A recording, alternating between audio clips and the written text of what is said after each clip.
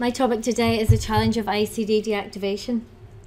So a brief synopsis of this presentation is there's a number of expert guidelines and quite a number of research studies have really demonstrated the importance of ICD deactivation within cardiology and other areas. However, there are quite a number of clinical and practical challenges. And really the crux of improving practice is through information and education, and I hope to just flash up some of those current developments, both future and ongoing current developments. So the number of ICDs are rising right across Europe, as you see from this graph. And unfortunately, a lot of these patients, as already been alluded to already, the ICD is often portrayed as a very life-saving and life-transforming device. However, there is current issues. We are living in a society where there is an increasing lifespan. As we noticed today, the average age for these patients is about 75. And this type of patient is also living with a number of chronic illnesses such as renal failure and cancer. Also we've talked about the heart failure prevalence. Heart failure prevalence is rising, and really, however, even within that type of patient, the death remains a very taboo subject, and particularly within heart failure, a lot of these patients have great life expectancies. You ask a patient who is getting NYHA class 3 and they will often say, oh yes, I've maybe 5-10 years left. They're very optimistic about how length of life they have, and often have great reluctance to really discuss any sort of ominous prognosis. And there really is widespread scarce use of advanced care planning in the north. However, this is an area which leads professionals to having to make very complex decisions. These are very complex devices, and often, unfortunately, the decisions are made too little and too late. So there is a plethora of guidelines out there ranging from 2009 right up to 2016 for the new European heart failure guidelines, and these really outline what professionals should be doing for patients who have an ICD. And just taking a brief look at some of these, there's the American Heart Guidelines in 2013 said from a palliative perspective we should be addressing symptom control, psychosocial distress, health-related quality of life, preferences about end-of-life care, caregiver support, assurance of access to evidence-based disease-modifying interventions, and really helping patients and their family explore treatment options and prognosis. The new ESC heart failure guidelines said really in 2015 there should be discussion of end-of-life issues with patients who qualify for the implant of an ICD, and this should be considered before implantation and at significant points along the illness trajectory. And ICD deactivation should be considered when clinical conditions deteriorate. And I have purposely put the action words, really, the support, the explore, the discussion in red to really highlight as professionals what we should be doing. Regionally, the UK guidance would say there should be more careful and explicit decision making, and the Scottish guidelines on this issue would say that all healthcare professionals should always consider on review if the clinical situation has changed and if an active device is still appropriate. So very much reinforcing which Dr. O'Neill has already discussed.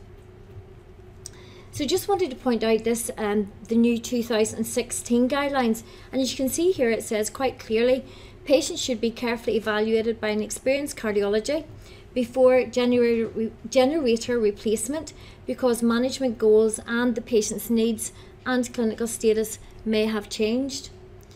And also again very much here as regarding deactivation, saying that advanced care planning and taking account of preferences for place of death and resuscitation, which may include deactivating devices such as pacemaker and or implantable cardioverter defibrillators.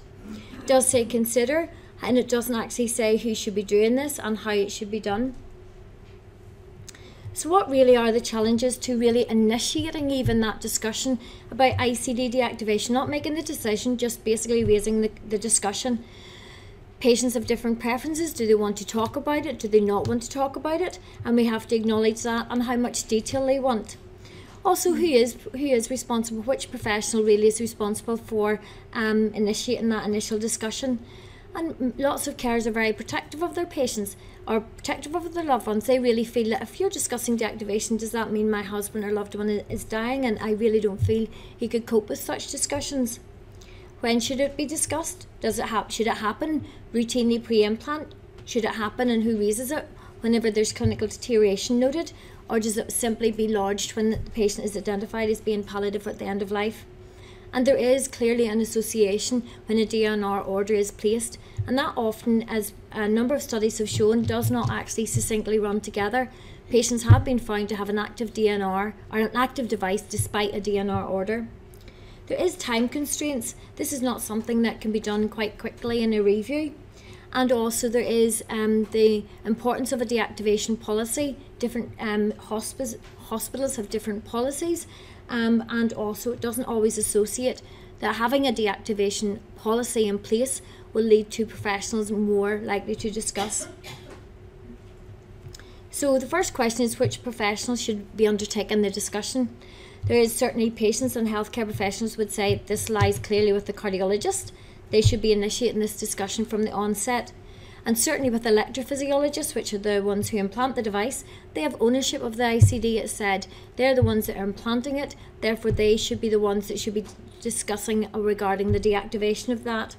However, the Department of Health have said no, actually the implant becomes the property of the person in whom it is implanted. Nurses, certainly we do possess, and lots of us have advanced communications training and skills, therefore we do possess the necessary knowledge and skills to undertake this role. However, there's still reluctance by us to do it, and the palliative care team, if involved early, should be providing a supportive role in tandem with conventional heart failure treatment. However, I would say really there is a clear multidisciplinary team approach to ensure that these patients are getting optimum care. And this is just a study really, it was an American study carried out in 2012, and it's really showing that patients would prefer the cardiologist to initiate those discussions. And as regards stage of illness, this is part of a PhD study that I undertook, and this was a question which was asked to heart failure nurses and cardiologists, and it was asked when would they feel is the most appropriate stage that this should be discussed. And as you see here, the nurses really felt that it should be discussed prior to implant, when the patient it should be discussed as part of the package regarding the functionality of the device. However, the medical staff, not picking, said that no, it should be clearly kept to an end-of-life situation. Not much deviation, but so really, what are the barriers, or why is this such a difficult topic to discuss? And as you see here, the unpredictability of the disease trajectory that heart failure has really is the top reason why it's so difficult to introduce the discussion, because is this the patient's first hospitalisation? Is it their third? When should we start and discuss device deactivation? However, the one that sort of troubled me the most was this inadequate time, in that 57 nurses, or 52% of the nurses included in this study, said that they had inadequate time to discuss it. So was that due to resources, or was that due to prioritising this as an important topic? So this is, I just want to demonstrate some of the results that I also achieved through the study that I undertook. It was a PhD study that I started in 2012. First of all, reinforce that my PhD study came from a question that was posed to me as a heart failure nurse in clinical practice, where a lady in her 80s attended the heart failure clinic with a letter asking, she was due for a routine CRTD replacement. She had chronic kidney disease, stage 3. She was osteoarthritis and was predominantly wheelchair bound, and she was due for a replacement of her CRTD, and she queried why she had to have it, because she really felt that, you know, she was quite palliative, and she felt that this isn't something that she really didn't want. However, at that stage in 2011, this was routine practice.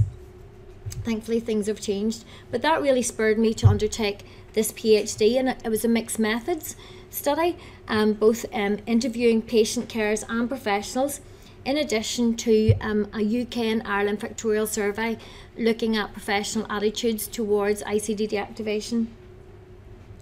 And I just want to share some of the results from this. And first of all, the interviews from the patient and carers, and these are some of the results that patients actually told me about what they understood about their ICD.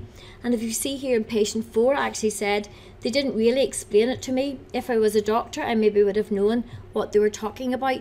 And sometimes we can actually explain things. We feel we're talking about ICD and deactivation. However, the patient actually can't understand what we're talking about because we're using or we're putting pieces of medical jargon in the middle of it. Do they understand what an implantable cardiovascular defibrillator is? Do they actually know what it is? Do they actually know what the word deactivation means? So we can very often use what we think and is quite common to our language, but it's certainly not common to the patient's language. And I was fortunate actually to discuss ICD deactivation with a patient who had decided to deactivate his device. And bear in mind, this was he was interviewed in 2014, and this gentleman is still alive, still with his device deactivated. And he made the decision during a repeat hospitalisation due to decompensated heart failure. And he really at that point was going, another shock when I'm going to die anyway. I don't want to be rushed to the Royal and kept there for days on a machine. So he really felt at that point the device or the appropriateness of the shock was no longer, wouldn't necessarily save his life for any great length of time or give him good quality. As I said, part of my PhD was also a factorial survey design, which basically was looking at the attitudes of healthcare professionals throughout the UK and Ireland. And each of the professionals would have got 6 vignettes, and inside each vignette was 9 factors. And these are the 9 factors, and which factor really would make them more or less likely to discuss deactivation. The ones in red are the ones which come out as most significant factor. So depending on the patient's age, if the patient was over 72, they were more likely to discuss it compared to a patient who was in their 50s. Heart failure severity, they were more likely to discuss it with somebody NYHA class 3 compared to NYHA class 2. And number of shocks, in that they were more likely to discuss it if the patient was having multiple shocks compared to no shocks. Previous discussion, treatment intent, actually that was sort of, was the patient receiving curative treatment or were they receiving sort of more palliative treatment? That still hadn't a bearing on whether they were more or less likely to discuss deactivation. Then I looked at the professional factors. Was there something in each of the professionals which made them more or less likely to discuss? And what it did show was time and current role came out, in that a professional who was, say, a heart failure nurse who was new in post was less likely to discuss. However, a heart failure nurse who was more than 10 years in post actually was less likely to discuss as well. So there was this area of about 3 to 5 years where they were in post for a length of time that they were more likely to engage in these discussions. Certainly the more frequently they would engage in the discussion, they were more likely to re-engage in it. So that's the discussion. So what are the real challenges then to actually deactivate these devices? Certainly, as we've already mentioned, there's the per out of hours access, and we're very privileged in the Belfast Trust in that there is cardiac physiologists who will travel out to the home and deactivate these devices within a 10-mile radius. And there is, and still unfortunately, lack of access to many of the magnets which are able to temporarily deactivate. There is the challenges as regards the decision-based, which professional is responsible for making the ultimate decision wherever the patient is being cared for, and also how is this communicated and documented. Once it has been discussed and a decision has been made, it should be clearly documented in the notes what form is used and how is that documented, and then relayed to the rest of the clinical team is very important. Certainly there's more need in the north of Ireland as well for advanced care planning in this area, and I think that's where very much an improvement in practice lies, in that we should be more making more proactive approaches rather than waiting until it is too late. Certainly patients have the right to refuse to deactivate their device, and there has been patients who know that it will shock them. In my study there was a patient who was very aware, he was an engineer, very aware that the device could give him inappropriate shocks. However, if it even gave him 2 more minutes of life, that was enough for him to keep his device active. And we've also hopefully discussing as well the importance of cognitive ability, in that when the patient has reduced cognitive ability, that makes the decision more difficult.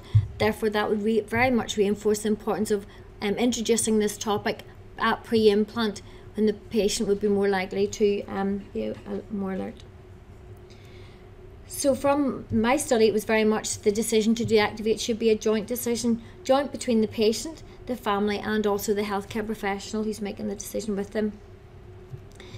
We've said that often it is left too little and too late, and this was sort of, I asked the healthcare professionals when they felt that the ICD should be deactivated, and there was consensus that it should be deactivated when certainly a DNR is being actioned and when the patient requests comfort care. But even when the patient is receiving multiple shocks and they are palliative, it's not enough for them to deactivate, because each of those shocks could be appropriate and may save the patient. So it is quite a dilemma. So we always think that maybe the patient literally is in a balance between having a progressive heart failure death compared to a sudden death.